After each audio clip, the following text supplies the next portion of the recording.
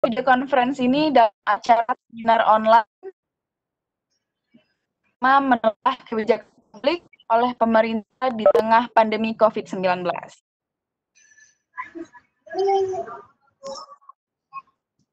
Salawat beriringkan salam terlebih kita curahkan kepada junjungan kita Nabi Agung kita Nabi Muhammad SAW beserta kerabat dan insya Allah pengikutnya hingga akhir zaman. Baik, untuk memulai acara kita pada hari ini, kita akan bersama-sama melakukan basmalah. Bismillahirrahmanirrahim. Baik, teman-teman, sekarang kita sudah hadir kita secara siswa hari ini, dan Kakanda Arsiswanto selaku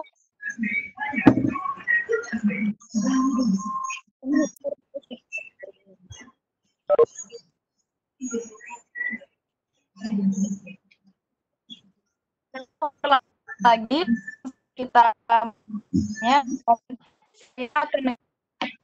dengan diskusi kita Kakanda dipersilakan.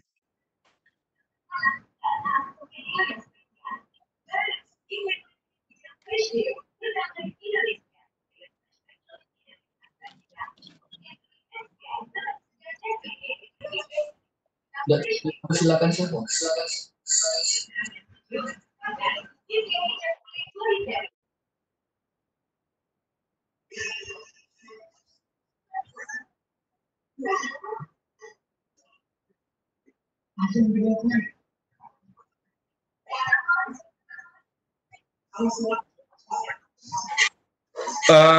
Baik, Assalamualaikum warahmatullahi wabarakatuh. Waalaikumsalam warahmatullahi wabarakatuh. Selamat siang, salam sejahtera untuk kita semua. Alhamdulillah dalam suasana Ramadan tahun ini, di tengah kondisi pandemi COVID-19 yang sedang melanda kita masih diberi kesehatan, kita masih diberi kesempatan untuk dapat bersilaturahmi, untuk dapat berdiskusi pada hari ini dalam keadaan sehat walafiat. Salawat teriring salam tak lupa pula kita junjungkan kepada Nabi Agung, Nabi besar, Nabi Muhammad SAW, serta para keluarga, sahabat, dan insya Allah kita pengikutnya hingga akhir zaman. Amin. Baik, yang terhormat Ayunda kami, Ayunda Siti Anissa Rasid, selaku narasumber pada hari ini. Jadi pada kesempatan kali ini saya selaku Ketua PB IKRKS Kota Palembang sekaligus pemantik diskusi kita pada hari ini. Saya mungkin karena tema kita pada hari ini ialah menelaah apa kebijakan pemerintah di dalam situasi pandemi COVID-19 ini. Saya di sini mencoba memprovokasi kawan-kawan peserta seminar online pada hari ini. Di mana statement saya pada siang hari ini dimulai dengan salah satu azas hukum yang berlaku, yaitu Salus Populi Suprema Lex Esto, yang berarti bahwa hukum tertinggi itu ialah keselamatan rakyat. Nah, jadi di tengah situasi pandemi COVID-19 ini, tidak lain dan tidak bukan ialah keselamatan rakyat itu adalah hal yang paling utama dan hal yang paling harus dilakukan oleh pemerintah. Nah, untuk itu, kawan-kawan, sebagaimana kita ketahui bahwa penyebaran 19 ini di Indonesia pada khususnya sudah dimulai sejak awal Januari atau akhir Desember kemarin.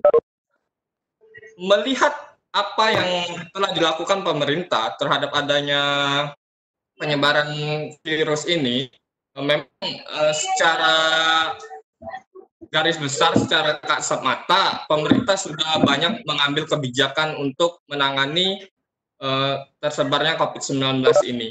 Akan tetapi, dari kebijakan-kebijakan pemerintah itu, saya rasa belum ada kebijakan dari pemerintah yang memang benar-benar konkret dan menyentuh masyarakat secara umum.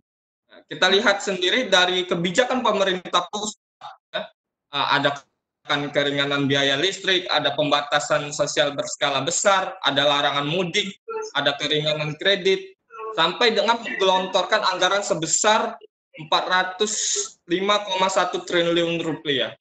Saya rasa ini bukan suatu anggaran yang kecil, bukan suatu hal yang main-main dalam penanganan COVID-19 ini. Nah, akan tetapi yang sangat saya sayangkan, kenapa dari banyaknya keputusan, kebijakan yang telah diambil oleh pemerintah, tidak ada kebijakan yang memang benar konkret, tidak ada yang memang benar-benar menyentuh masyarakat secara luas. Nah, saya berpandangan bahwa, ini hipotesa saya bahwa apa yang telah dilakukan pemerintah ini justru lebih banyak kepada hal-hal yang kontroversial. Apalagi pada era kita melihat bahwa ini mendekati pelaksanaan pilkada. Nah, justru ada sebagian calon kepala daerah incumbent yang memanfaatkan momentum ini untuk curi start kampanye. Nah, ini merupakan satu hal yang sangat disayangkan. Kemudian dari pemerintah pusat sendiri, bahwasanya kita sudah sama-sama ketahui pemerintah pusat telah membentuk satuan tugas Satgas khusus untuk menangani COVID-19 ini. Akan tetapi masih banyak statement-statement yang keluar dari pemerintah yang tinggi. Melihat ini tidak adanya satu kesepakatan antara pemerintah.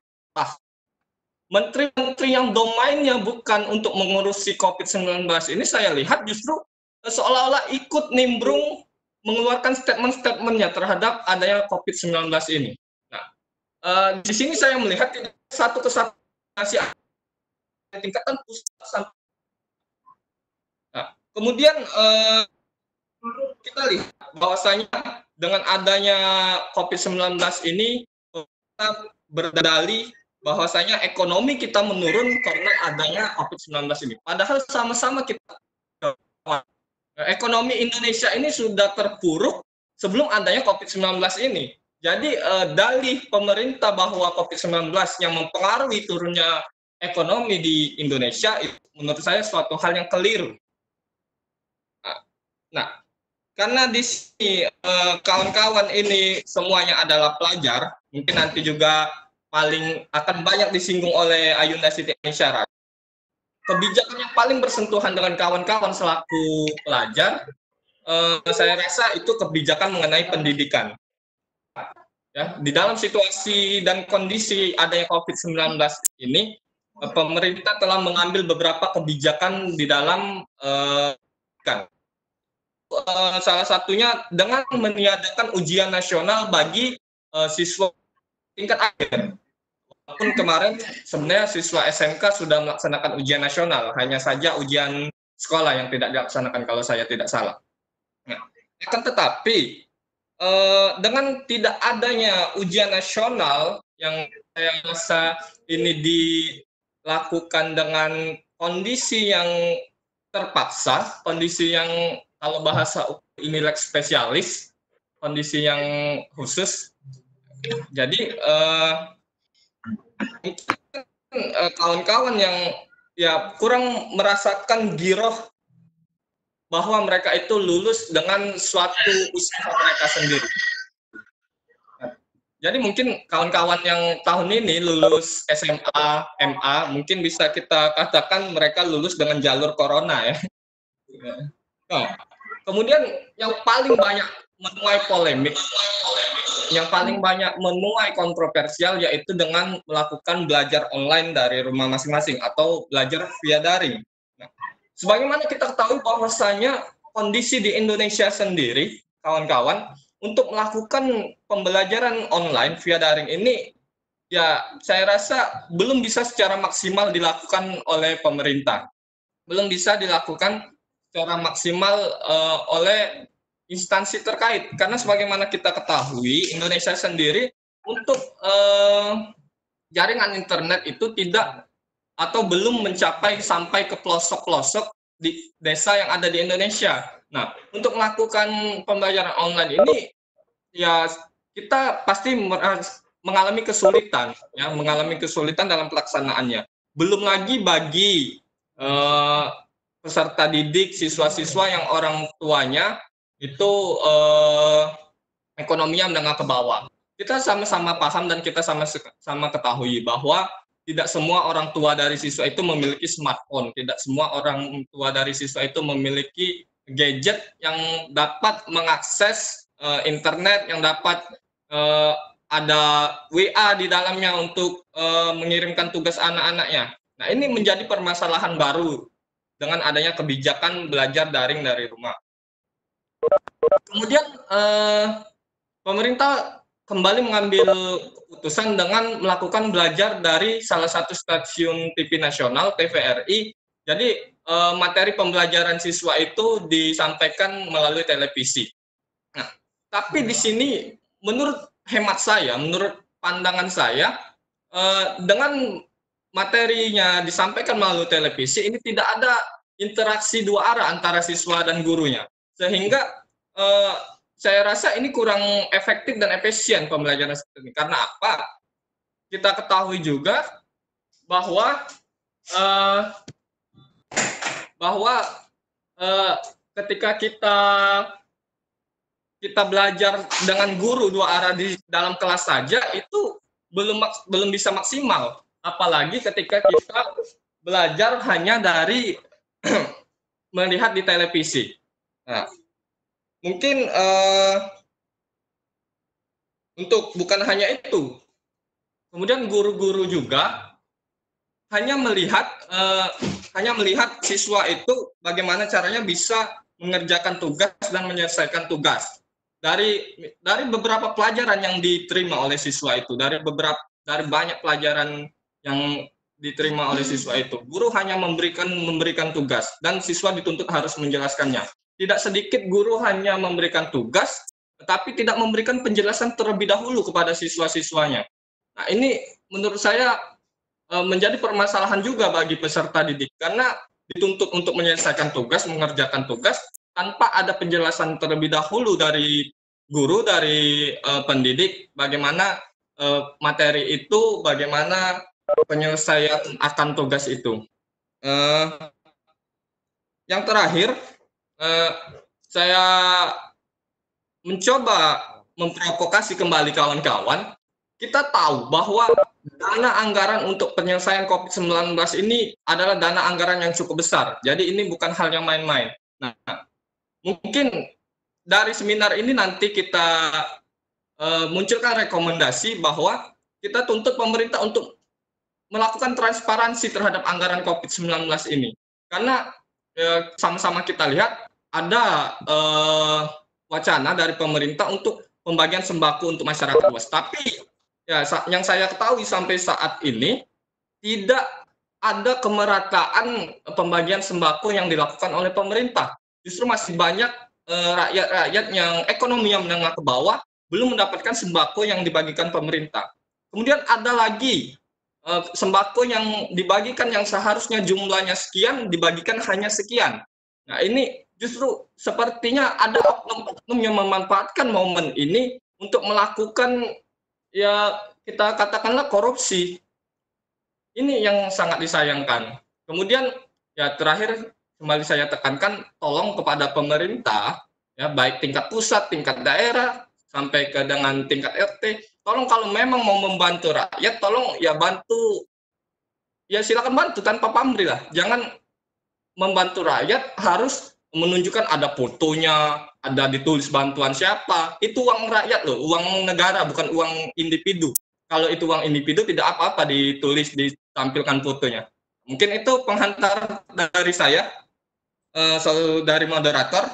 Terima kasih atas waktu dan kesempatannya. Semoga ini dapat memacu atau dapat memprovokasi kawan-kawan peserta seminar pada hari ini. Terima kasih. Wassalamualaikum warahmatullahi wabarakatuh. Waalaikumsalam warahmatullahi wabarakatuh. Baik, terima kasih Kak Kandar Siswanto untuk penghantar diskusinya. Langsung saja karena suasana mungkin akan semakin panas. Jadi teman-teman silakan terima materinya dengan baik dan kalau bisa dicatat ya, karena materinya pasti sangat bermanfaat untuk kita semua. Langsung saja kita dengarkan materi dari narasumber kita, Ayunda Siti Anisya Rashid. Kepada Ayunda Siti Anisya Rashid, dipersilahkan.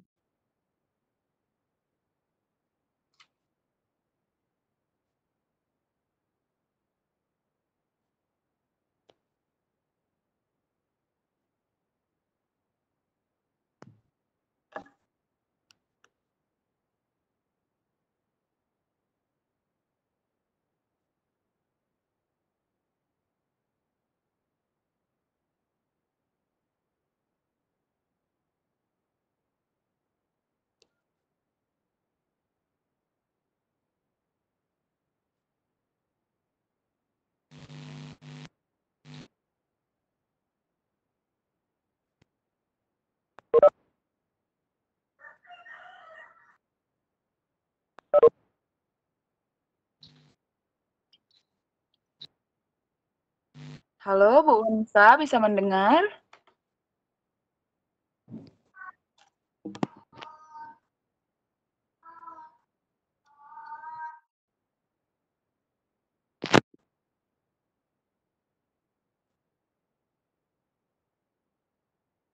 Oh,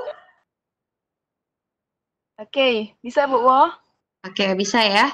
Oke, alhamdulillahirrabbilalamin wassalatu wassalamu ala asrofil anbiya'i wal mursalin wa ala alihi washabihi ajmain. Badu. Puji syukur kita panjatkan kehadirat Allah Subhanahu wa taala yang mana pada siang hari ini kita bisa bertatap muka secara virtual di seminar online yang diadakan oleh PBIK LKS Kota Palembang. Salawat teriring salam tak henti-hentinya kita curahkan kepada junjungan kita Nabi Muhammad Sallallahu Alaihi Wasallam beserta keluarga, sahabat dan pengikutnya hingga akhir zaman. Pertama-tama saya ucapkan terima kasih atas kesempatan yang telah diberikan kepada Ketua IKLKS Kota Palembang beserta jajaran. Juga terima kasih atas partisipasinya kepada semua adik-adik pelajar SMA Kota Palembang. Mano, apa kabarnya? Puaso galo-galo? Puaso ya? Puasa. Alhamdulillah semuanya pada puasa, walaupun puasa masih siang hari ini kelihatan masih segar semua ya. Oke, pada hari ini berdasarkan tema yang diberikan yaitu menelaah kebijakan publik oleh pemerintah terkait dengan pandemi COVID-19. Mohon kepada host untuk dapat share materi ke dalam Webex kita ini, video conference ini, silahkan di-share materinya biar para peserta bisa lihat materinya.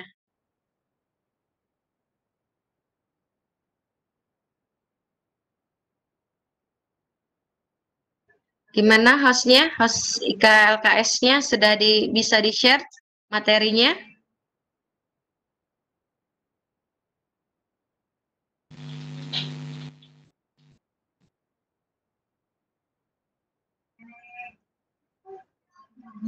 Oke, itu lagi di-share ya materinya.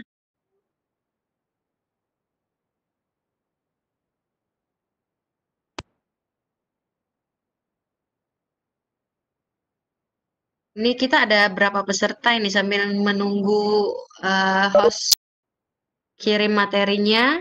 Untuk lihatnya di mana ini, host?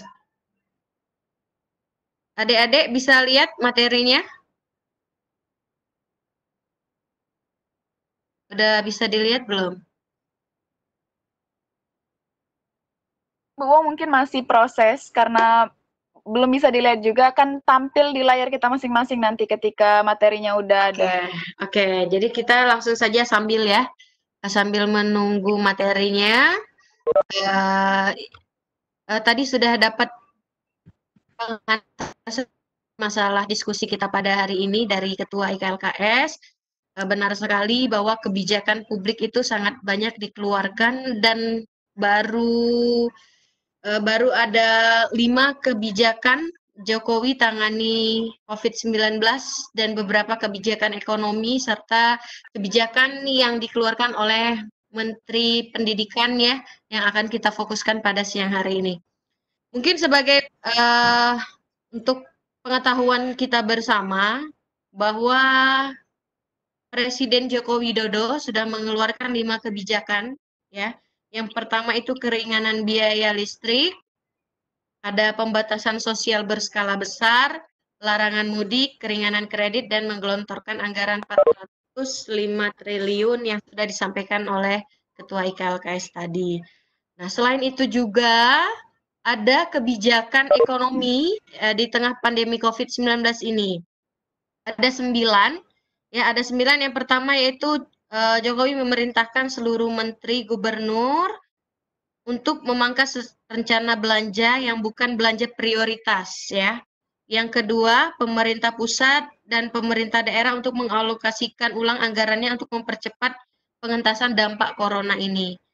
Nah, jadi di bidang ekonomi Jokowi lebih ke anggaran agar fokus untuk penanganan COVID-19. Nanti bisa dilihat ya, ada 9 di sana. Hari ini kita fokuskan kebijakan terkait proses pelaksanaan belajar mengajar selama masa pandemi COVID-19. Nah, ini sudah tampil ya materinya.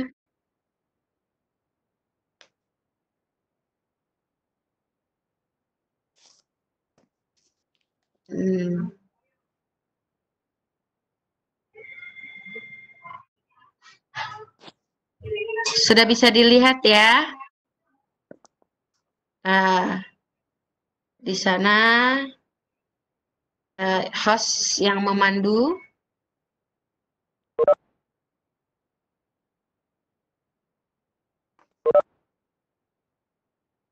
Ya. Jadi kita langsung fokus ke kebijakan terkait proses pelaksanaan belajar mengajar selama masa pandemi COVID-19. Yaitu yang pertama ialah peniadaan UN ya. Jadi buat adik-adik yang masih kelas 2, ada info terbaru masalah kebijakan ini, yaitu ujian nasional di seluruh tingkat sekolah untuk tahun 2020 dibatalkan, termasuk uji kompetensi keahlian yang biasanya dilakukan oleh sekolah menengah kejuruan. Dengan begini, secara otomatis kelulusan seorang siswa dari sebuah tingkat pendidikan tidak menggunakan hasil UN atau UKK lagi. Syarat memasuki tingkat pendidikan selanjutnya pun tidak menggunakan parameter UN atau ujian nasional ya. Dan yang kedua yaitu ada kebijakan belajar di rumah. Kementerian Pendidikan memberikan sejumlah acuan untuk pelaksanaan belajar dari rumah selama masa pandemi ini. Dalam proses belajar jarak jauh ini, siswa tidak diberi tuntutan untuk menuntaskan seluruh capaian kurikulum. Nah, kalau kita dulu, kita tuh harus mencapai kurikulum yang telah ditetapkan ya oleh sekolah. Kalau sekarang karena situasi pandemi COVID-19 ini, jadi tidak ada pencapaian khusus, materi belajar di rumah pun menurut Mendikbud dapat difokuskan pada pendidikan kecakapan hidup. Misalnya saat ini relevan apa itu pandemi COVID-19, makanya kita sering lihat bahwa baik dari tingkat TK, PAUD, SD, SMP, itu tugas-tugasnya masalah COVID-19 ini. Kenapa semuanya banyak guru-guru tuh kasih tugas masalah corona. Jadi itu agar memahami dulu apa itu pandemi COVID-19. Ya, jadi tidak ada batasan spesifik materi belajar apa yang harus dilakukan oleh siswa di rumah. Ya, karena akses fasilitas belajar yang dimiliki masing-masing siswa tidak sama. Jadi guru diminta untuk memberi umpan balik atas aktivitas yang dilakukan siswanya. Yang ketiga adalah ujian sekolah. Ya, ujian sekolah yang belum dilaksanakan saat ini seluruhnya harus dibatalkan karena adanya larangan mengumpulkan sejumlah orang dalam jumlah yang banyak. Ya, nilai untuk ujian sekolah dapat diambil dari portofolio nilai rapor atau prestasi yang sudah diperoleh. Jadi gini, untuk nilai ujian sekolah itu kalau dari SD itu nilai raport 5 semester terakhir, yaitu kelas 4, kelas 5, dan semester gasal kelas 6 ya. Rapor semester kelas 6 digunakan untuk sebagai tambahan nilai kelulusan. Kalau SMP dan SMA itu sama dengan SD, digunakan nilai dari 5 semester terakhir. Jadi untuk yang kelas 9 sama ke-12 nilainya itu sebagai nilai tambahan. Begitupun dengan SMK, nilai rapor ditambah dengan nilai PKL. Selanjutnya itu masalah kenaikan kelas. Ya, ada kebijakan soal kenaikan kelas ini sehubungan dengan tidak dimungkinkannya pelaksanaan ujian semester untuk kenaikan kelas. Mungkin adik-adik di sini ada yang kelas 1, kelas 2 ya, yang akan naik kelas. Maka ujian kenaikan kelas bisa dilakukan dalam bentuk portofolio nilai raport dan prestasi yang diperoleh sebelumnya. Dalam kondisi ini, siswa tidak disyaratkan untuk mencapai seluruh kurikulum yang ada. Jadi banyak sekali keuntungan yang telah diberikan dari Mendikbud berkaitan dengan kebijakan masalah belajar ini ya. Yang kelima, penerimaan siswa baru tentunya akan dialami oleh adik-adik kalian yang SMP menuju jenjang SMA. Untuk proses penerimaan peserta didik baru sama seperti dulu untuk PPDB jalur prestasi menggunakan nilai rapor, menggunakan hasil penilaian siswa 5 semester. Kalau semester kemarin itu ada yang namanya zonasi ya, tahu ya, bahwa penerimaan siswa sudah berdasarkan zonasi, prestasi, surat pindah orang tua, dan lain-lain. Dan yang terakhir yaitu dana bantuan operasional. Dana bantuan operasional sekolah dapat digunakan untuk pengadaan barang sesuai kebutuhan sekolah. Misalnya dalam masa pandemi ini, sekolah perlu untuk membeli sejumlah barang untuk mencegah terjadinya penularan seperti hand sanitizer, alat kebersihan, disinfektan, dan sebagainya. Atau bisa juga digunakan untuk membiayai pembelajaran daring atau jarak jauh yang mungkin membutuhkan biaya tertentu. Nah, dari beberapa kebijakan ini, saya lebih tertarik di kebijakan Mendikbud karena peserta hari ini adalah adik-adik pelajar SMA khususnya, yang mungkin ada yang kelas 3 yang nantinya akan melanjutkan ke jenjang mungkin langsung ya, untuk mempersingkat waktu kita adakan diskusi ya, dialog interaktif dengan apa materi yang telah saya sampaikan. Mungkin adik-adik ada yang ingin ditanyakan, saya persilahkan. Mungkin panggil Kak Nisa aja ya, karena bukan seluruhnya ini bukan anggota IKLKS kan ya, ada yang dari luar juga ya. Silahkan kalau ada yang ingin ditanyakan, moderator. Oke, silakan teman-teman yang ingin bertanya, silakan ada fitur untuk raise hand untuk mengangkat tangan, dan teman-teman silakan kalau misalnya yang mengangkat tangan akan ditunjuk terlebih dahulu oleh saya, baru silakan ajukan pertanyaan via chat yang ada di fitur oleh Webex ini sendiri.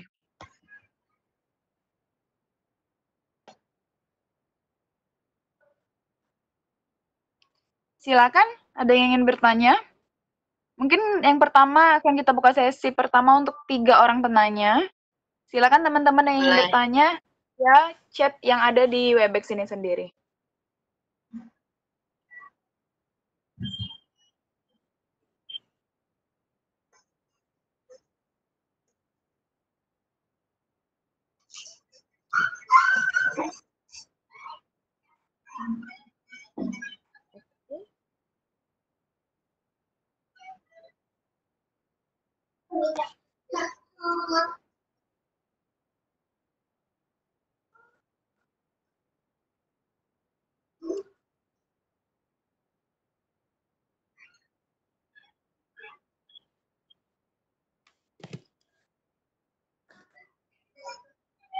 Oke, teman-teman, apa ada yang ingin bertanya, dipersilahkan.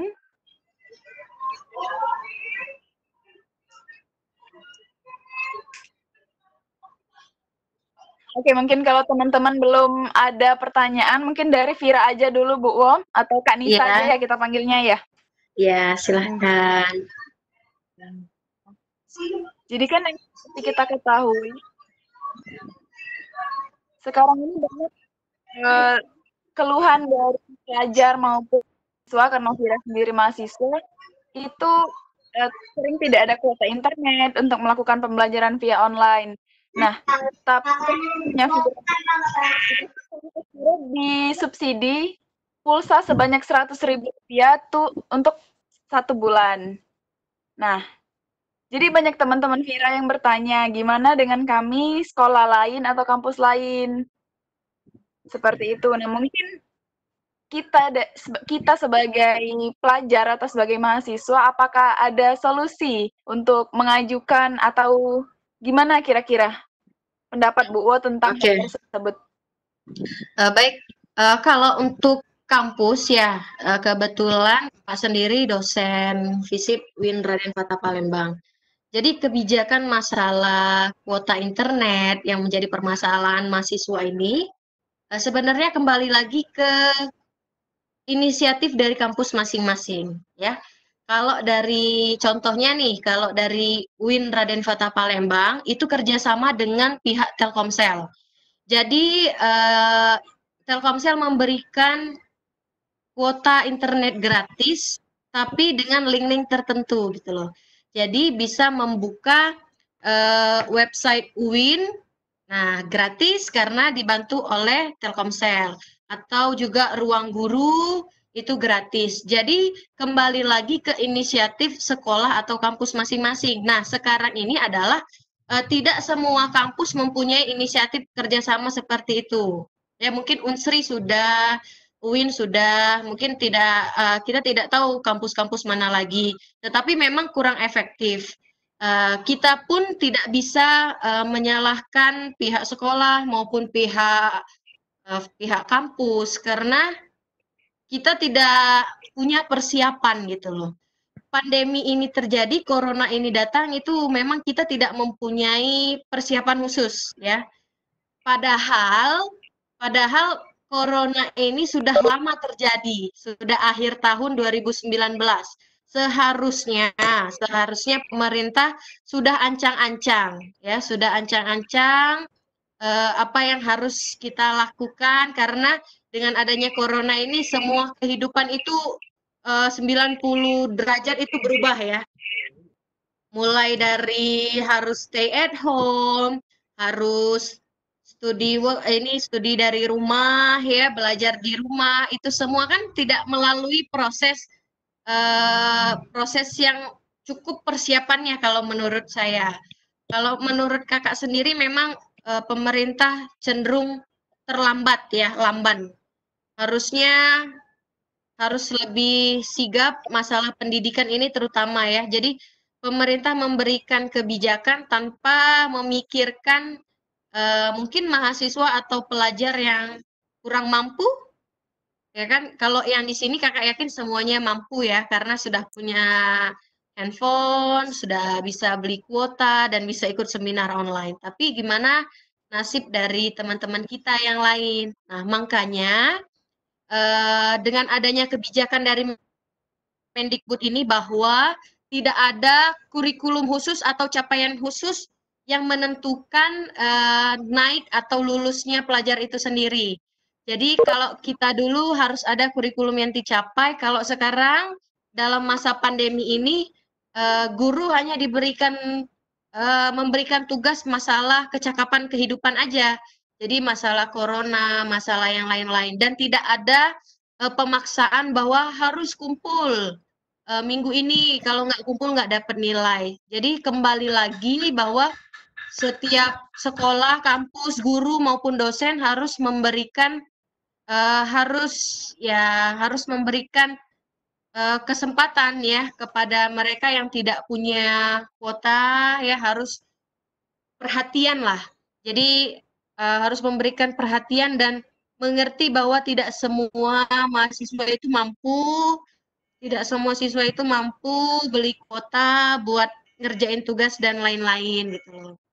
Jadi kalau berdasarkan pertanyaan tadi, ya kenapa harus belajar online, ya itulah yang harus kita hadapi sekarang. Jadi kita semua harus siap ya, dan pihak sekolah, pihak kampus pun harus mengerti gitu loh. Jadi tidak bisa memaksakan harus seperti ini, harus seperti itu, tidak bisa. Oke. Ini ada Oke, pertanyaannya di chat banyak nih, sudah ada beberapa pertanyaan. Pertanyaan akan Vira pilih terlebih dahulu, Kak Nisa. Ya.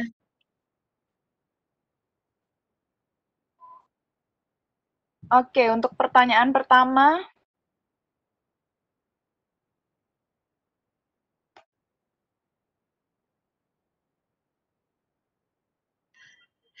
Ini kebanyakan masalah tugas ya. Kan masalah nilai. Nah, mungkin dari kampus atau dari sekolah sendiri akan menerapkan beberapa kebijakan tentang bagaimana proses penilaian dari kuliah online tersebut. Nah, itu mungkin bisa dijelaskan, Bu, karena Kak Nisa juga selaku dosen dari FISIP UIN ya. Hmm. Oke, baiklah. Untuk menjawab pertanyaan adik-adik yang mungkin galau ya, karena guru ini ngasih tugas tapi nggak kasih penjelasan gimana mau jawab soalnya gitu ya. Nah, jadi seperti yang adik-adik sudah lihat di PPT ya. Nah, adik-adik bisa kasih tahu gurunya bahwa Menteri Pendidikan itu sudah mengeluarkan kebijakan Merdeka Belajar, ya, di mana Merdeka Belajar ini bahwa adik-adik itu tidak diberikan sesuatu, tidak dipaksakan untuk menyelesaikan kurikulum yang ada, ya, karena bisa dibaca lagi mungkin slide ke ini. Coba host tampilin yang masalah kebijakan pendidikan.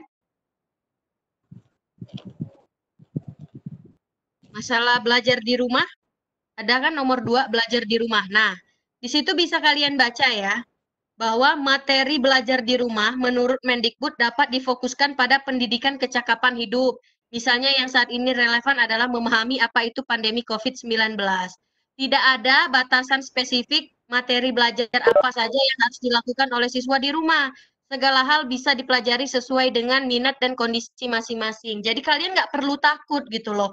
Nanti kalau aku nggak jawab soal ini, nanti aku dapat nilai 0. Jadi kalaupun tugas yang diberikan itu sudah kalian terima dan bisa kalian jawab, ya jawab. Silahkan buat aja.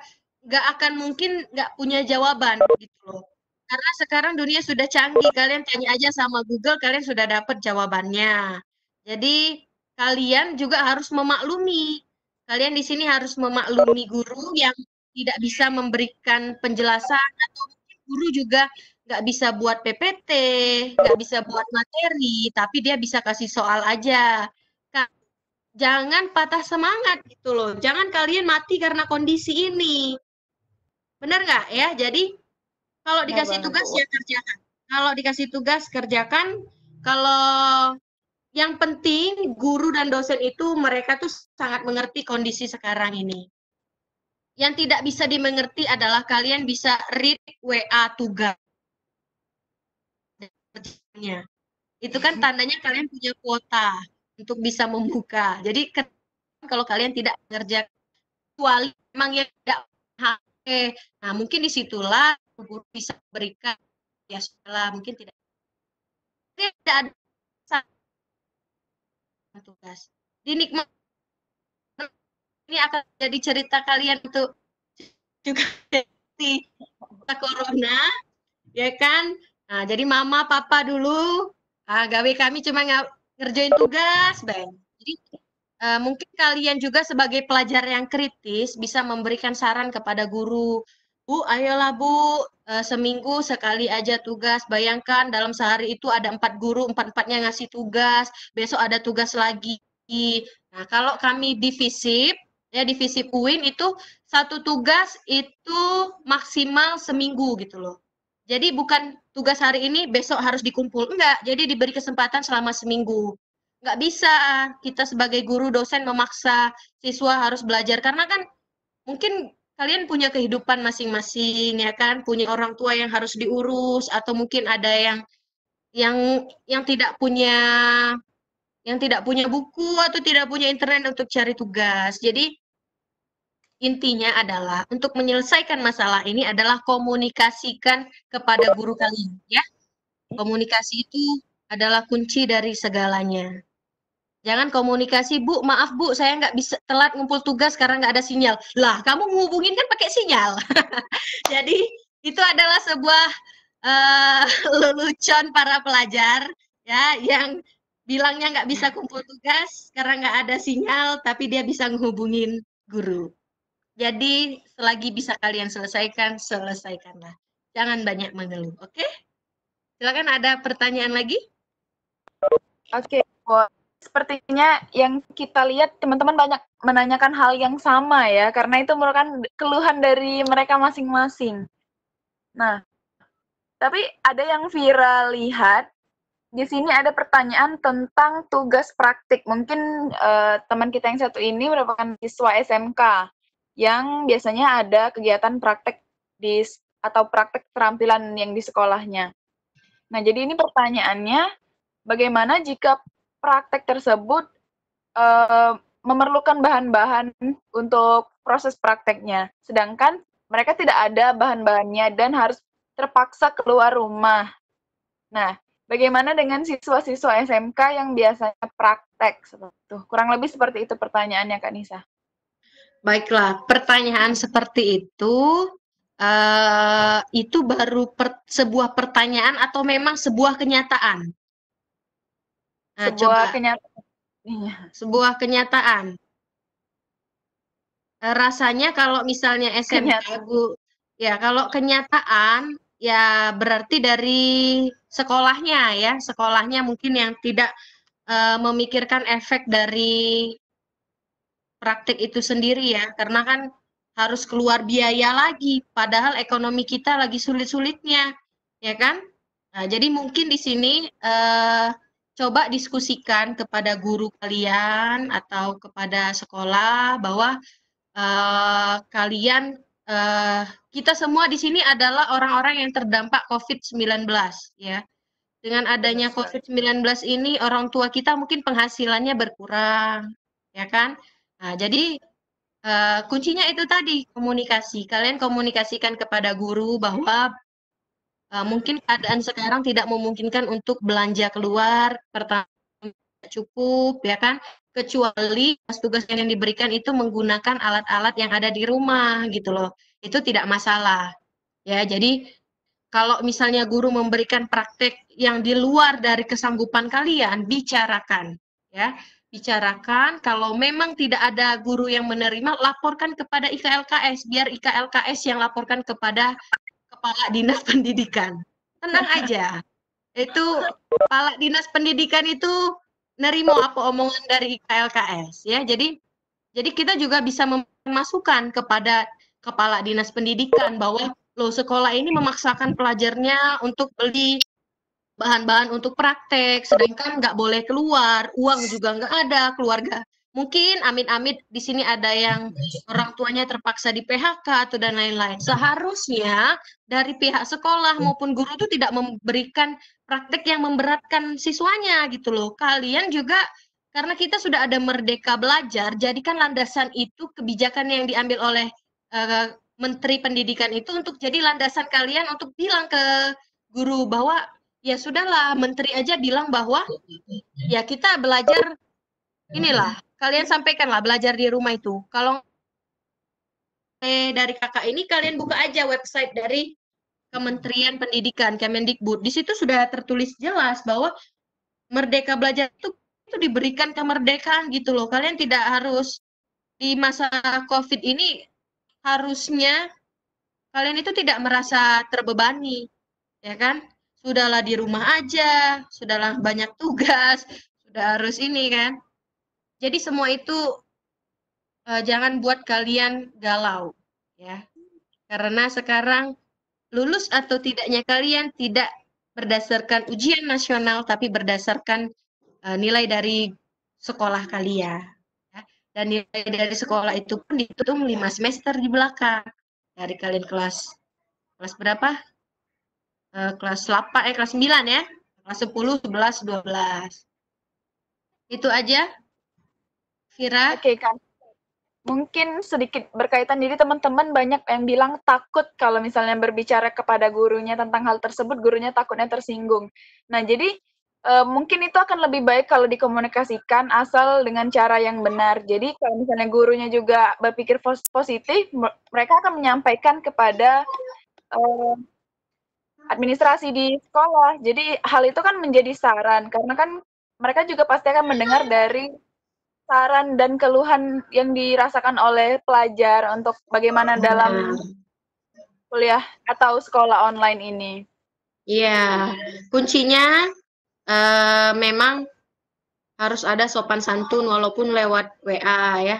Assalamualaikum, perkenalan dulu, nama kamu siapa, alasan kamu menghubungi apa, kendala kamu apa, dan jangan sampai kalian itu jadi pelajar hobinya cuma mengkritik aja, tapi harus memberikan solusi gitu loh.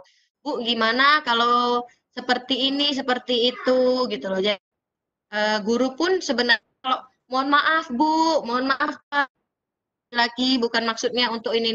Jadi sebenarnya nggak ada inilah semua di masa seperti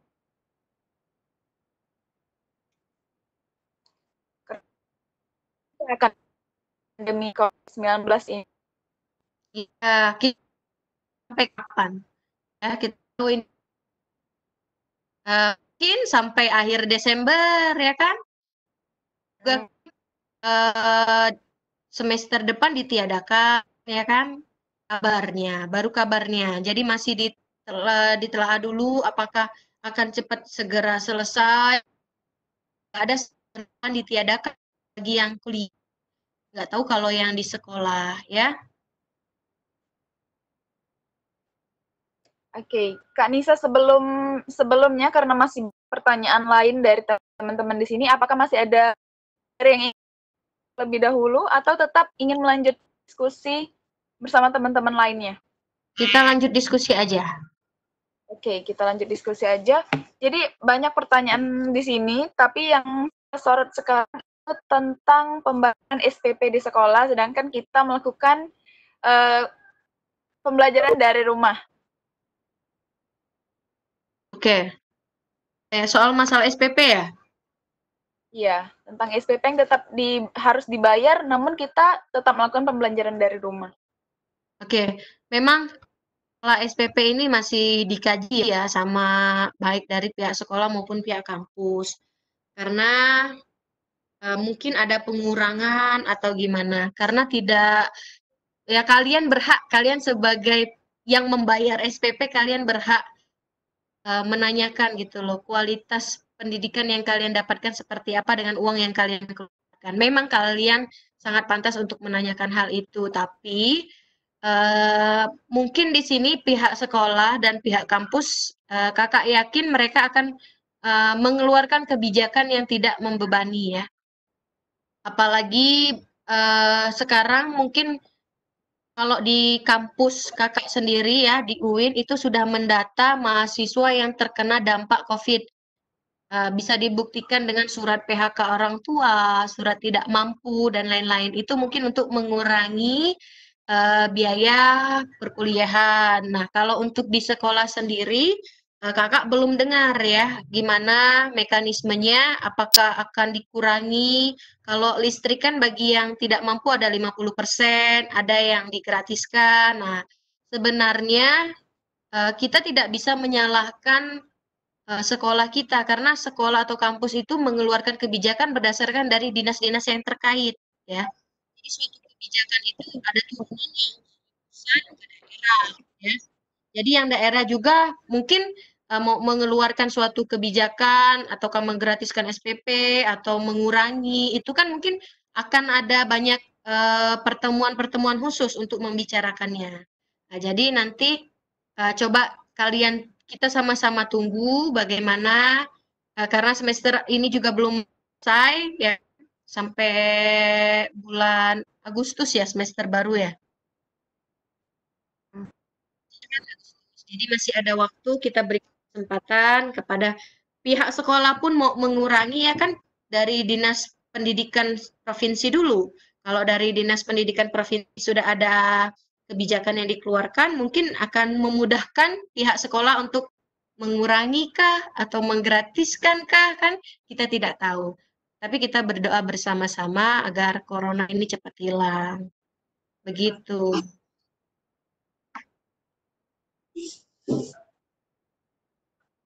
Oke, mungkin lanjut ke pertanyaan selanjutnya karena dilihat semakin banyak pertanyaan yang bertambah di kolom.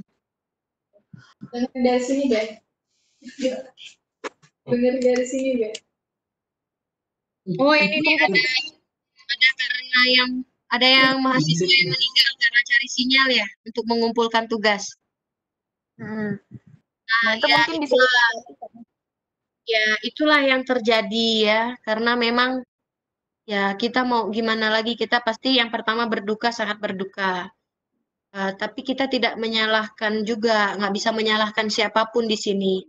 Karena mungkin karena niatnya yang ingin mengumpulkan tugas atau didesak ataukah gimana, kita tidak tahu ceritanya sampai kecelakaan itu terjadi. Itu kan di luar dari kemauan almarhum sendiri ya.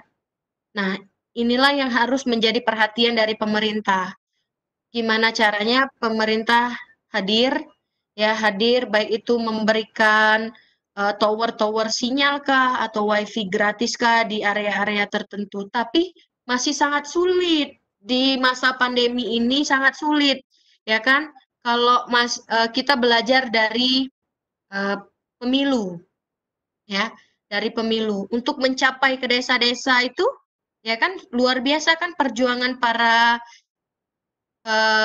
para relawan untuk mengantarkan kotak KPU dan lain-lain. Pernah lihat kan di berita? Nah, begitupun dengan menghadirkan sinyal internet ya. Begitupun seperti itu. Jadi memang kalau untuk sekarang harusnya baik dari dosen maupun dari pihak kampus, sekolah harusnya tidak memaksakan ya memberikan tugas dengan deadline yang memaksakan mereka untuk mencari sinyal naik ke atas masjid, ke atas menara masjid, ada yang naik ke pohon kelapa, banyak sekali itu mahasiswa kakak, yang kebetulan kakak pun memberi tugas itu sebulan sekali, ya. Kalau kakak pribadi itu sebulan sekali, karena lebih ke via Zoom, itu dialog interaktif, mereka menyampaikan materi, ya kan, diskusi. Jadi tidak memberatkan. Dan kalau tidak ada yang mengumpulkan tugas, ya sudah mau gimana lagi. Mungkin dia tidak punya sinyal, tidak punya HP. Jadi ya itulah negara kita sekarang ini, ya kan. Semuanya fokusnya mungkin ya kalian bisa dengar sendiri bahwa DPR pun banyak yang menilai bahwa tidak fokus untuk menyelesaikan masalah corona, ya kan. Tapi jadilah pelajar, jadilah mahasiswa yang kritis namun tetap menjalankan hak dan kewajibannya. Kalau kalian merasa sebagai mahasiswa, merasa sebagai seorang pelajar, laksanakanlah tugas yang diberikan guru. Ya, kuncinya tadi di komunikasi itu tadi. Jadi kalau jangan sampai kalian membahayakan diri kalian sendiri gitu loh. Ya kan? Dan jadilah teman yang mengerti keadaan temannya yang lain. Tidak ada salahnya kalau kalian membantu teman kalian mengerjakan tugas dia. Ya kan? Benar sekali. Ya. Ya, apalagi bulan ini kan. Kalau misalnya kalian menemukan teman kalian yang susah mengerjakan tugas, ya apa salahnya sih kalian bantu dia gitu loh. Oh ya sudah, biar aku bantu, biar aku kerjakan. Sebenarnya lagi ke pengertian setiap manusia ya. Karena tidak semua orang itu bantu orang lain. Nah, jadi pastikan kalian yang ada di sini, kalian sudah tahu apa terjadi di Indonesia ini. Kakak yakin yang berada di seminar online ini semuanya adalah pelajar-pelajar yang kritis, pelajar yang penuh inovasi, ya kan? Nah, jadi lakukanlah, beranilah berbicara, baik itu kepada guru, kepada sekolah, ya kan? Luangkan, intinya adalah kalau kalian ingin berbicara itu berdasarkan informasi yang jelas, benar adanya. Jadi bukan menyampaikan berita hoax, bukan berbicara asal-asalan gitu loh. Dan insya Allah guru pun akan menerima. Seperti itu.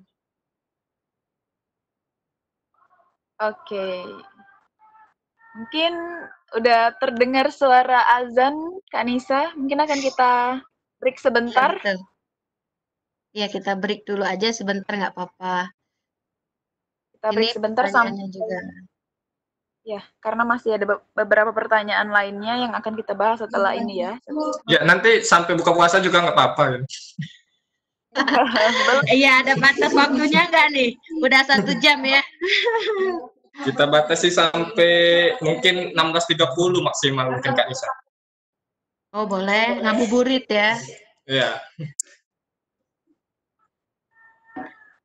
Silakan Gimana? moderator. Ah,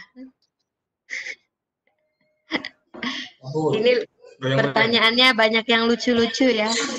goyang-goyang. Indah itu. Gimana kalau kita selalu membantu teman ketika kesusahan, tetapi saat kita kesusahan mereka tidak mau membantu dan diam saja. Ini namanya apa ini? Teman pamrih ini. Mau membantu tapi juga ingin dibantu.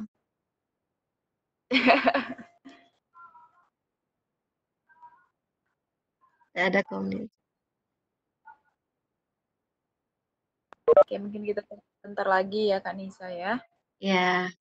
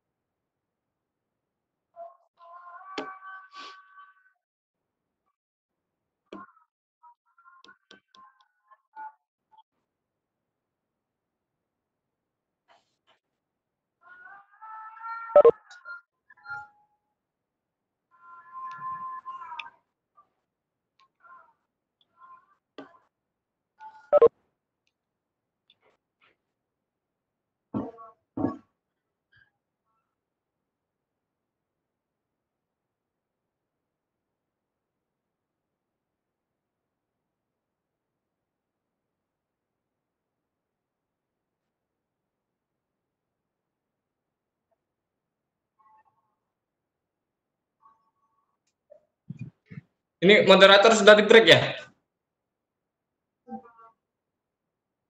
Iya Kak. Sudah di break ini ya?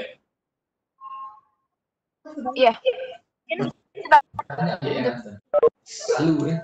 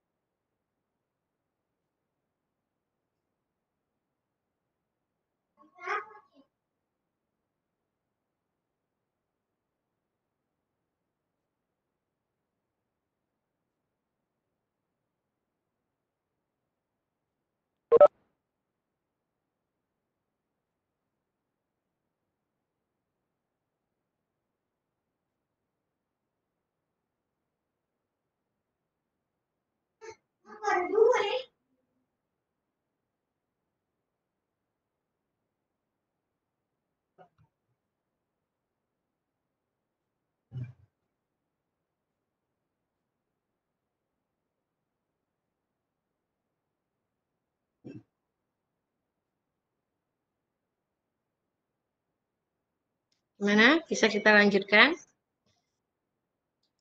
Oke, Bu. Wow. Mungkin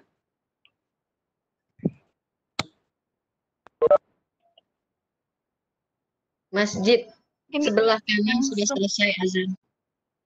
iya, Itu masjid yang sebelah kiri. Banyak masjid. banyak masjid di rumah alhamdulillah. Oke. Mungkin dilihat dari antusias para peserta juga Bu, ini banyak sekali pertanyaan-pertanyaan yang masih disampaikan di kolom chat ini, obrolan ini.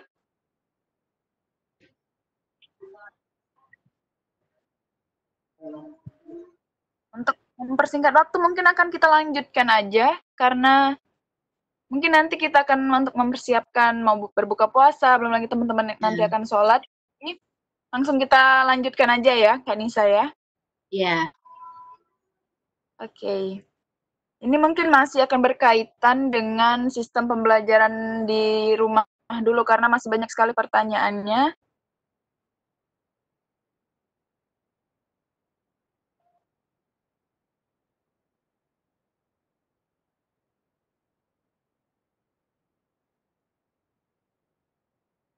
Oke, ini untuk ujian kenaikan kelas, Kak Nisa.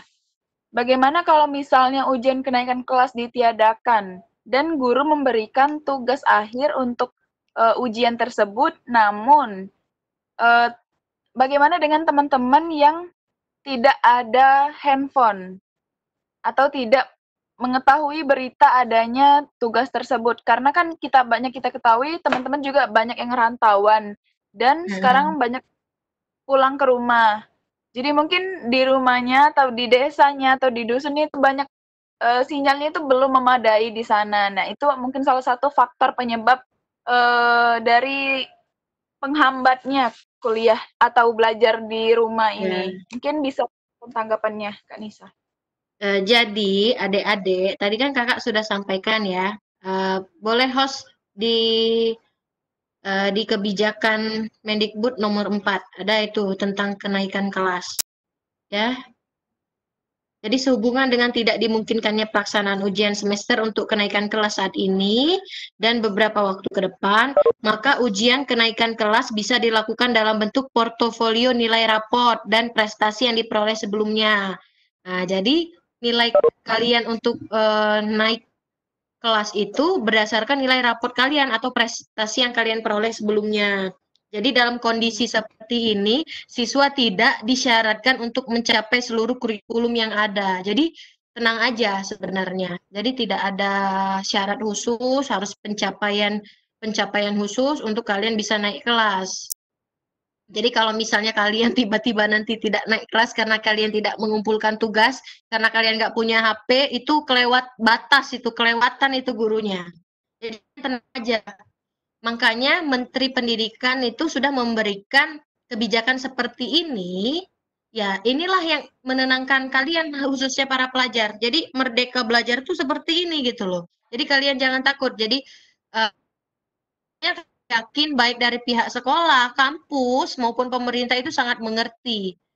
Mereka tuh pasti tahu lah, nggak mungkin lah semuanya masyarakat ini mampu punya HP, mampu ngumpul tugas. Jadi jangan takut ya. Nah, kalau kalian yang nanya ini, kelewatan kalau kalian nggak ngumpul tugas, karena kan kalian punya HP. Ya kan? Bener. Nah, jadi yang mungkin kalian menanyakan teman-teman kalian. Jadi akan dibaca lagi ya, nanti boleh minta materinya ke host. Jadi atau kalian searching di Google kebijakan Mendikbud saat pandemi COVID-19 ya.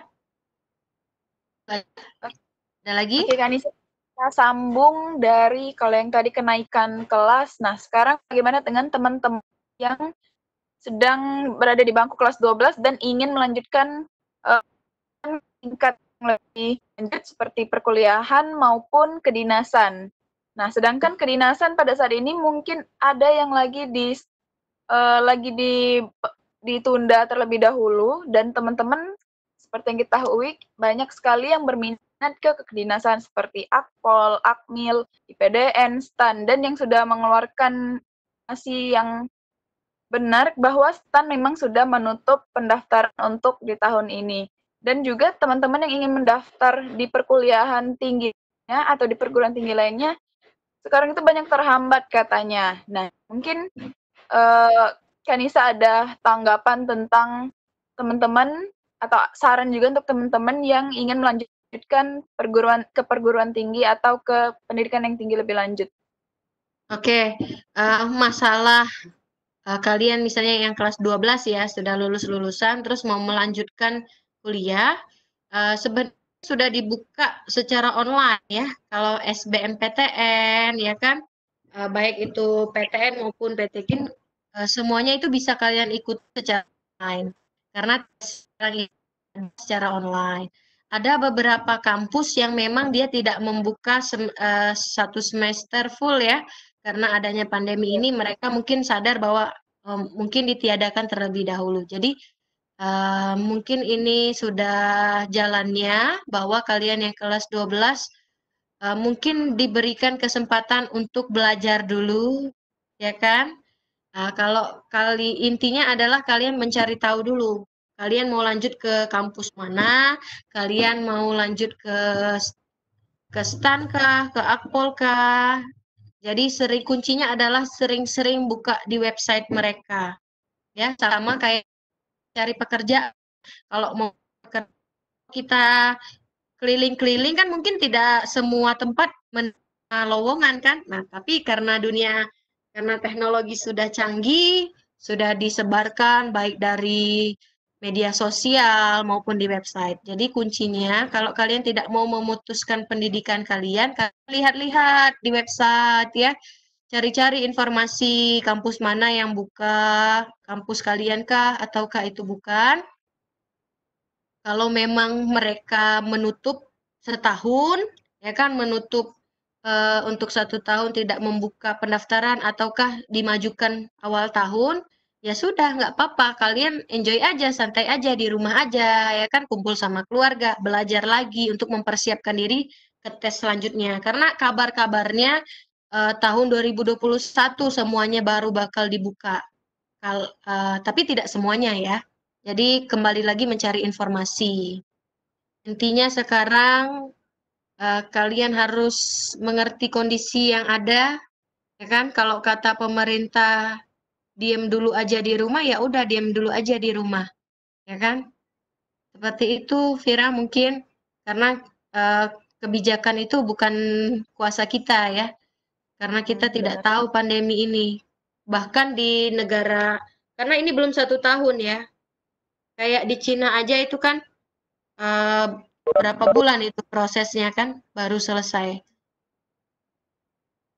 Tapi karena negara kita ini negara yang besar, jadi mungkin pemerintah agak kewalahan ya, apalagi dengan diberlakukannya PSBB. Nah, itulah. Jadi kita semua harus sabar ya, tapi semua tidak memutus cita-cita kalian ya. Jadi malah kalian punya kesempatan untuk belajar.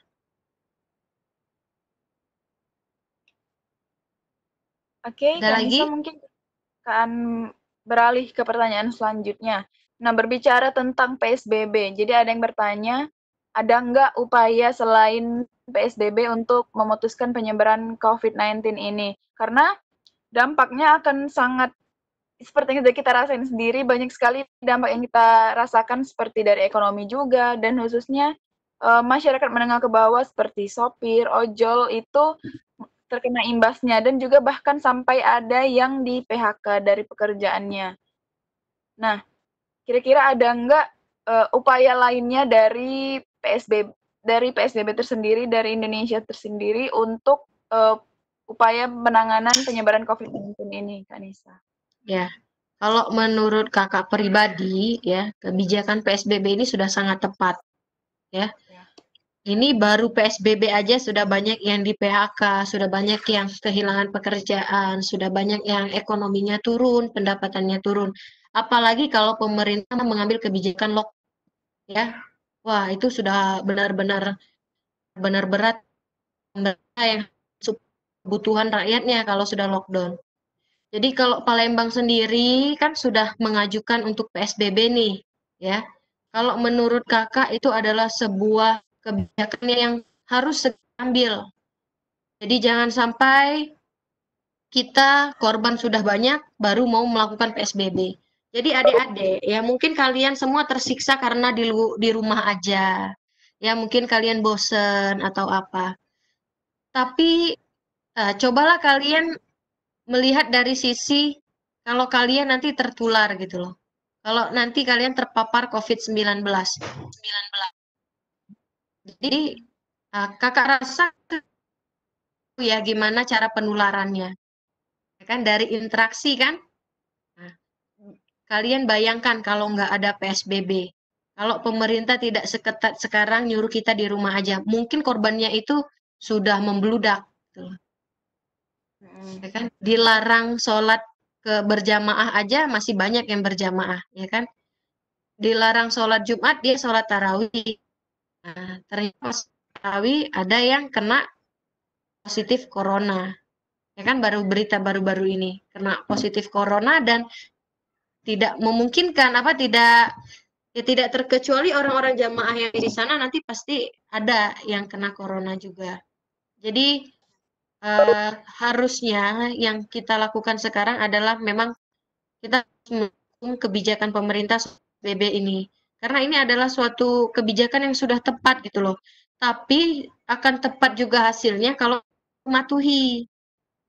Nah, masalahnya sekarang ini adalah PSBB mau diberlakukan, tapi gimana nasib orang-orang yang mampu gitu loh.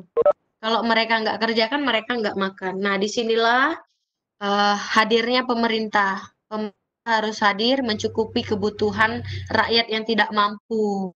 Makanya kalau kita mampu, apa salahnya kita bantu tetangga kita atau siapapun yang tidak bisa hidup tanpa bekerja.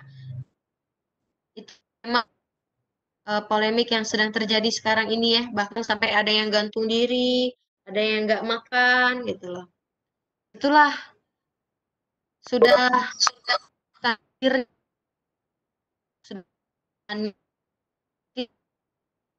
mau negara-negara lain pun bahkan ada yang lebih parah dari Indonesia dan mungkin kebijakan ini diambil agar tidak menjadi negara seperti negara-negara itu seperti Italia ya kan itu karena bandel-bandel semua kan akhirnya pada kena karantina semua. Mungkin itu aja. Jadi kalau dari kakak sendiri sudah sangat setuju dengan kebijakan yang diambil. Jadi kita memang harus PSBB. Seharusnya memang sudah telat ya Palembang ini. Seharusnya sebelum semua itu terjadi kan harus sudah PSBB ya kan. Tapi entah kenapa tol Palembang kita kan tetap terbuka ya kan.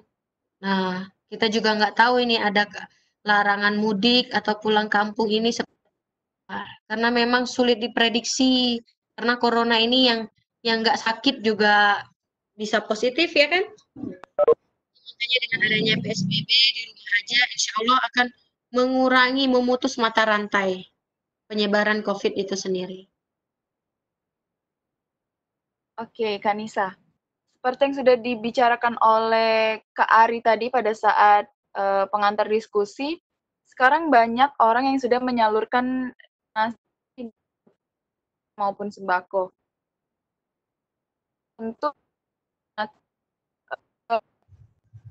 hal tersebut dengan sedikitlah korupsi lah. Jadi yang masyarakat yang harusnya menerima bantuan tersebut tidak menerima. Yang menerima bantuan tersebut adalah orang-orang yang seharusnya bukan penerima dari bantuan tersebut. Nah, itu kan berarti dari pemerintah dan banyak juga yang seperti kita ketahui ada organisasi-organisasi yang bergerak untuk memberikan bantuan berupa sembako, menyalurkan sembako yang dari hasil donasi yang dikumpulkannya, namun banyak dari donasi tersebut yang tidak tersampaikan langsung kepada masyarakat yang membutuhkan. Nah, bagaimana pendapat Kak Nisa tentang hal tersebut? Oke, masalah bantuan ya. Sekarang kalau kita berbicara masalah bantuan sosial, itu mungkin kita jauhkanlah dulu lah pikiran kita bahwa mereka itu mengambil kesempatan atau gimana ya. Yang penting sekarang ini adalah gimana caranya kita berpikir bahwa bantuan itu tepat sasaran. Ya. Sekarang begini, pada saat pemilu, ya, pada saat pemilu, data-data semua orang itu bisa terkumpul dengan sangat baik, ya kan? Bahkan, mohon maaf nih ya, orang-orang yang orang gila kah atau orang yang terbelakang itu sangat cepat terdata. Harusnya kalau masalah mendata orang-orang yang tidak mampu ini pemerintah juga harusnya cepat tanggap. Pemerintah harusnya sudah punya data sendiri masyarakatnya yang tidak mampu, dibantu dengan RT, itulah gunanya ada RT, ada RW. Nah, sekarang ini banyak orang memberikan bantuan berdasarkan ke rumah aja ya. Kalau dia tinggal di daerah sini, dia ngasih ke rumah, tapi tidak melalui data dari RT dan RW. Nah, mungkin dari pemerintah setempat harus bekerja sama juga ke RT dan RW. Jadi biar salurannya sampai. Jadi kalau misalnya kalian mengetahui bahwa bantuan yang diberikan itu adalah uang rakyat, laporkan. Ya kan? Kenapa kalian harus takut? Tapi kalian harus tahu benar bahwa itu memang uang rakyat. Memang bantuan dari menggunakan uang rakyat itu tadi ya. Jadi kalau ada oknum yang mengatasnamakan dia sendiri dengan menggunakan uang rakyat, oh itu udah kelewat batas, dia mengambil kesempatan. Benar kata Ketua IKLKS tadi, dia mengambil kesempatan. Tapi sebelum menjudge orang, kita harus cari tahu dulu, benarkah itu menggunakan uang rakyat? Ya, kalau benar laporkan gitu loh, jangan takut, laporkan. Gitu aja sih. Jadi kalau misalnya kalian juga bisa berperan dengan adanya media sosial, kalian bisa foto-foto di daerah kalian. Nah, ini yang butuh bantuan, kalian taglah wali kota kah atau siapakah yang kira-kira bisa membantu. Itu sih. Kalau misalnya menanggapi yang kalau di Palembang sendiri itu ada ya. Ada yang bagi-bagi sembako mengatasnamakan diri dia sendiri ya kan? Mungkin itu uang dia sendiri ya kan? Karena dia bekerja sama dengan polisian maupun pemerintah setempat. Tidak masalah, asalkan itu memang uang dia pribadi, bukan uang rakyat tadi, tapi mengatasnamakan diri dia. Seperti itu, adik-adik.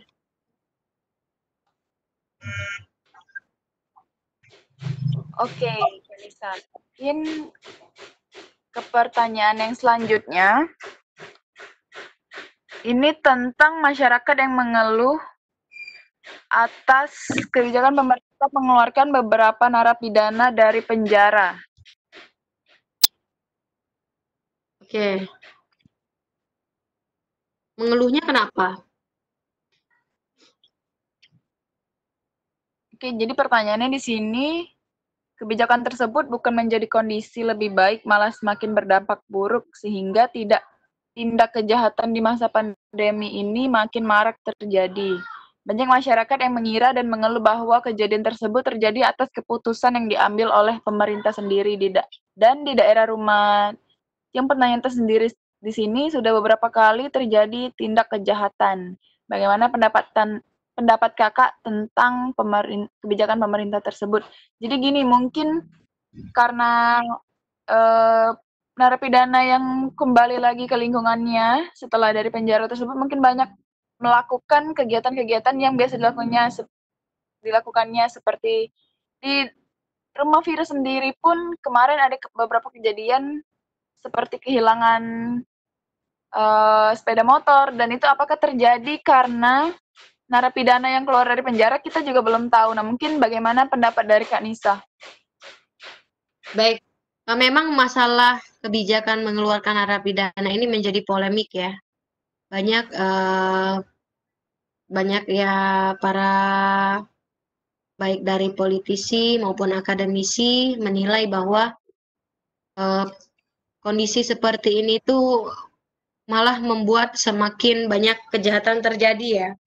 Tetapi kalau kita melihat dari sisi kebijakan ini diambil berdasarkan pengalaman dari negara-negara lainnya. Menteri kita kan juga mengatakan waktu itu di ILC bahwa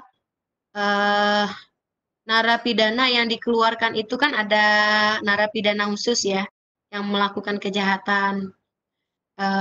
Terus juga yang sudah tua, yang masa hukumannya sudah sebentar lagi, dan mengingat kondisi penjara yang sangat penuh Nah, karena kan kita kan ada yang namanya physical distancing ya, untuk membatasi ruang lingkup, membatasi kerumunan orang banyak.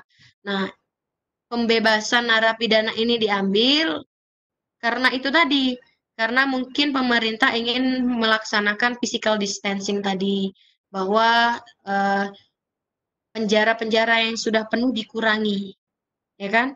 Penjara-penjara yang penuh sudah dikurangi, dan narapidana yang sudah keluar itu apabila melakukan kejahatan lagi, mereka kan akan tetap masuk dalam penjara, tetapi tidak ditangguhkan masa hukumannya, gitu loh. Jadi rasanya pada saat pandemi ini, walaupun narapidana tidak dibebaskan karena kondisi ekonomi yang sangat sulit, rasanya semua orang pasti akan melakukan kejahatan, ya kan?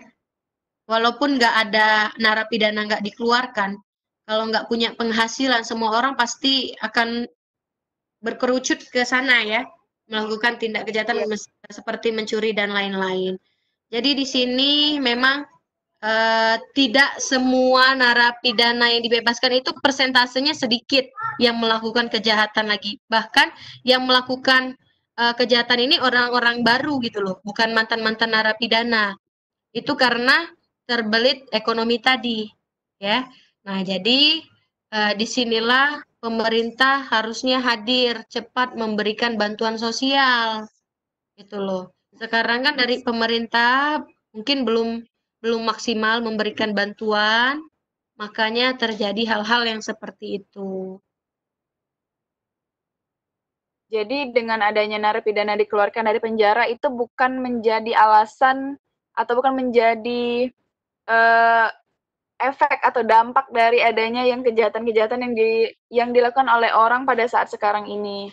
Iya, betul. Karena yang bukan narapidana pun kalau dia terlilit masalah hutang, ekonominya, ya kan nggak bekerja dan lain-lain di masa pandemi ini, ya bukan tidak mungkin semua orang akan melakukan tindak kejahatan. Jadi banyak orang-orang yang bertindak kejahatan sekarang ini adalah orang-orang yang terdesak, orang-orang yang membutuhkan pangan, orang-orang yang membutuhkan bantuan namun belum tersampaikan oleh pemerintah. Nah, di situ tadi kata jadi pemerintah harus bergerak cepat bagaimana penanganan dari hal tersebut. Oke, kita beralih ke pertanyaan selanjutnya. Nah, jadi yang seperti kita ketahui juga, Kak Nisa, bantuan-bantuan yang diberikan oleh pemerintah ini banyak dari pengalihan dana dari gaji 13 PNS dan GHR yang dialihkan untuk bantuan pandemi COVID-19 ini. Nah, menurut pendapat Kanisa tersendiri, apakah itu suatu kebijakan yang baik dilakukan atau malah merugikan PNS-PNS tersebut? Kakak berbicara masalah gotong royong ya. Jadi semua orang bisa gotong royong membantu. Mungkin dari pandangan kita itu bagus. Tapi mungkin tidak semua PNS itu mereka mampu. Karena dia PNS, mungkin dia sudah punya cicilan yang mungkin dia terima gajinya, dia sudah menyerahkan SK mungkin, ya kan? Dia cicil rumah, per bulannya dia hanya terima berapa, ya kan? Nah, jadi mungkin sebenarnya kakak sih kurang setuju ya, walaupun kakak bukan PNS ya. Karena kita pun punya kebutuhan masing-masing yang setiap bulannya kita sudah ada alokasi dana masing-masing. Dengan dikurangi mungkin akan berdampak ya gimana mereka mencukupi kebutuhan itu gitu loh. Nah, ini kan pemerintah, tapi kan memang sudah ada peraturan dari Jokowi itu yang memang belum disepakati bahwa ingin merubah anggaran APBN ya untuk mengalokasikan sebagian besar dana APBN, jadi tidak merugikan baik itu dari PNS maupun dari yang lain.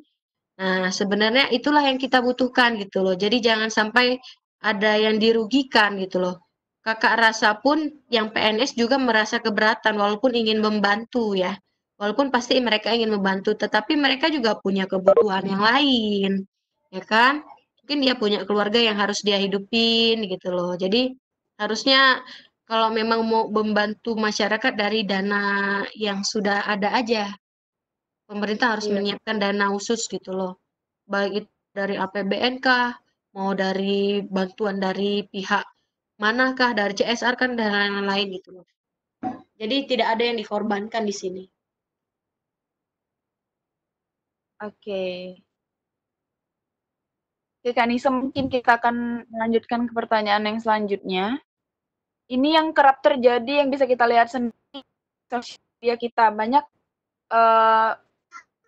kita tidak bisa bilang itu merupakan selebgram atau YouTuber, tapi kita bisa bilang itu salah satu oknum yang memanfaatkan situasi pada saat ini dengan cara memberikan sembako yang Sampah ya. berisi sampah ke beberapa transgender yang ada dalih untuk menghibur di masyarakat pada saat masa pandemi ini. Nah, itu kan berarti dia tidak memanfaatkan waktu luangnya, bukan waktu luang, maksudnya waktu dia yang sekarang ini dipersilahkan untuk di rumah aja, tapi dia lakukan dengan hal-hal tersebut yang malah memberikan dampak yang negatif untuk orang-orang yang melihat di sosial media dari Kak Nisa tersendiri. Ya, memang sekarang ini ya, krisis moral, sesuatu yang dianggap lucu, menarik perhatian, itulah yang diharapkan para netizen zaman sekarang ya. Dan itulah yang membuat mereka mencari apa sih sesuatu hal yang lucu padahal tidak bermanfaat ya, padahal itu sesuatu yang tidak bermartabat. Nah, kalau melihat dari apa yang dilakukan oknum itu tadi, oknum YouTuber tadi, ya memang sudah pantasnya dia mendapatkan ya, karena sudah melecehkan orang walaupun itu transgender. Jadi ini bisa menjadi pelajaran bagi kita, khususnya pada adik-adik pelajar ya. Jadi manfaatkanlah media sosial itu dengan hal-hal yang positif ya. Jangan mencari sesuatu yang pengen eksis, pengen viral, tapi dengan menjatuhkan orang lain.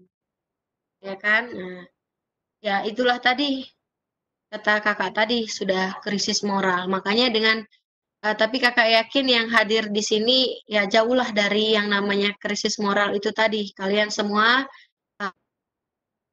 yang ingin memperbaiki diri, ya kan, ingin belajar, jauhlah dari hal-hal seperti itu. Makanya kalau kalian masih kelas 1, kalian harus ikut LKS. Nah, kalau kalian ikut LKS, kalian jauh dari hal-hal seperti itu. Ya kan? Itu kan karena dia nggak punya kerjaan, pengetahuannya kurang perhatian dari orang tua. Jadi mungkin lingkungannya seperti itu. Makanya kalau punya teman seperti itu, ya nasihatin aja, nggak lucu gitu. Ya, jadi saling menasehati aja. Kalau nggak ada yang mau dengar nasihat, ya udah biarin aja. Yang penting kita jauh dari sifat tercela seperti itu. Oke, Kak Nisa, mungkin kita sudah cukup banyak mendapatkan pertanyaan-pertanyaan tentang kebijakan pemerintah di tengah pandemi COVID-19 ini. Nah, terlebih dari itu semua, mungkin yang harus kita fokuskan juga adalah kesehatan dari kita masing-masing. Jadi, biarpun kita di rumah aja, kita harus menjaga kesehatan kita. Oke, mungkin ada lagi pertanyaan yang dari teman-teman. Rasanya sudah kejawab semua ya. Rasanya sudah kita bahas satu persatu dengan baik. Mungkin teman-teman juga bisa sudah mengerti. Dan kalau misalnya teman-teman masih ada yang ingin bertanya, mungkin bisa melalui grup WhatsApp yang sudah kita bikin. Karena mengingat waktu juga, kita akan mempersiapkan buka puasa dan teman-teman belum melaksanakan ibadah. Mungkin Fira serahkan ke Kak Nisa, apakah ingin melanjutkan lagi atau gimana? Mungkin kita sudahi saja karena mungkin sudah sangat jelas ya apa yang kakak sampaikan. Yang jelas pesan dari kakak adalah nikmati ya, nikmati proses pembelajaran yang kalian alami sekarang ini, karena pada dasarnya setiap guru pengen memberikan yang terbaik dan setiap siswa harus memberikan yang terbaik. Gitu aja, ya. Jadi jangan sampai adanya corona ini fokus kalian untuk sekolah hilang. Jadi tetap fokus sekolah. Kalau katanya kerjakan tugas ya kerjakan. Kalau tidak mampu ya sudah katakan tidak mampu. Tapi jangan mencari-cari alasan ya. Karena kalau sebagai baru jadi pelajar aja kalian sudah seperti itu, apalagi kalian nanti jadi mahasiswa, jadi pekerja ya. Jadi jangan mencari-cari alasan di tengah wabah yang terjadi. Oke? Tetap jaga kesehatan, makan yang cukup, ya kan? Stay at home, stay healthy, stay safe. Apalagi Vira. Jangan lupa follow Instagram IKLKS Kota Palembang, follow Instagram Siti Anisyah Rashid ya. Kalau ada yang ingin ditanyakan silahkan kita sharing-sharing. Oke. Ada yang dari luar kota ya ini ya?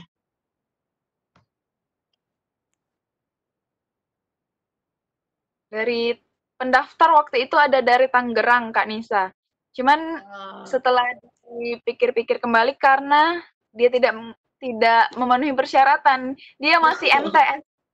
Dia masih MTS kan kelas baru kelas 8 dan akhirnya mengingat sepertinya dia juga belum mampu untuk menerima materi yang kita berikan. Jadi adik tersebut tidak jadi kita terima sebagai peserta kita. Cuman nanti dibilang kalau misalnya ada kesempatan yang lain, mungkin adik tersebut bisa mengikuti kegiatan kita lagi. Oke. Oke, mungkin ya, itu materinya sudah cukup dimengerti ya? Mungkin itu saja ya Vira ya. Semoga bermanfaat. Mohon maaf apabila ada salah-salah dalam penyampaian materi, baik itu pendapat, ya kan? Kalau opini ya itu hanya sekedar opini kakak dan itu benar menurut kakak. Tapi kalau kalian punya opini sendiri itu tidak masalah. Kalau kalian tidak sependapat dengan kakak, oke? Yang jelas, mari sama-sama kita mendukung program dari pemerintah, ya kan? Pakai masker, cuci tangan, diam aja di rumah. Oke, itu aja. Ada lagi, Kira? Oke, terima kasih Kak Nisa atas materi yang sangat bermanfaat untuk kita semua di sini. Semoga teman-teman di sini bisa mengimplementasikannya ke kehidupan sehari-hari dan jangan lupa untuk tetap menjaga kesehatan karena kesehatan kita itu adalah hal yang terpenting pada saat ini.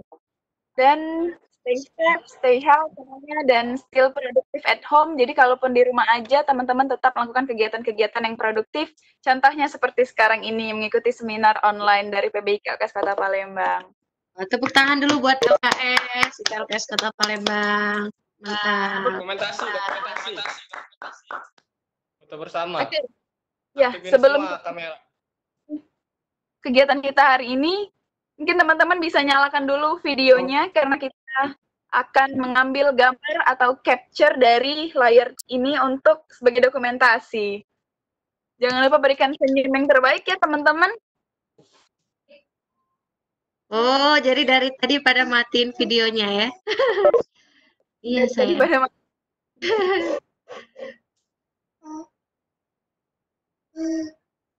Oke, host sudah siap untuk screen capture? Geser dulu, A. Teman-teman yang lain. Foto mau ikut.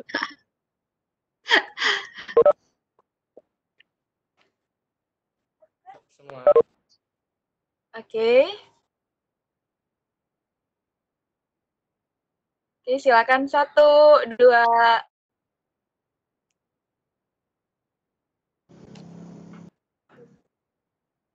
Oke, host apakah udah? Wis. Kayaknya gua. Sudah 4 warna. Oke, udah. Udah ya? Iya, udah Kak Nisa. Oke, teman-teman, akhirnya kita berada di penghujung acara kita pada hari ini. Kepada Kak Nisa dan Kak Ari, terima kasih banyak atas waktunya, atas materinya yang disampaikan. Semoga bermanfaat. Ya.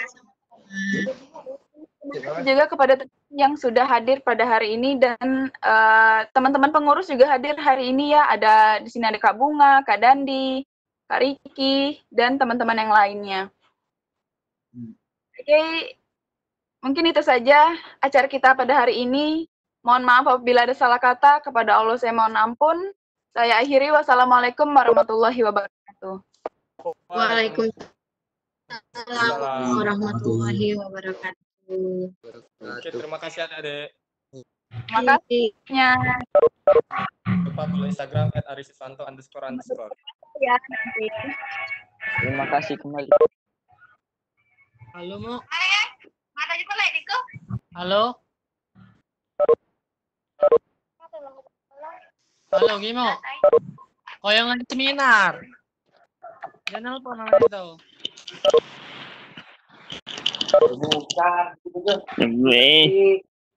Andre. Ya. Andre. Habis. Halo. Andre. Audia.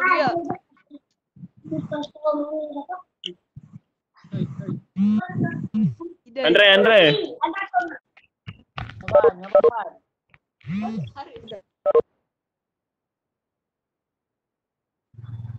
Andre. Ya gimana ini? Oh ya, Haris. Silakan ya. Audio. Teman-teman silahkan untuk live dari video conference ini ya. Udah.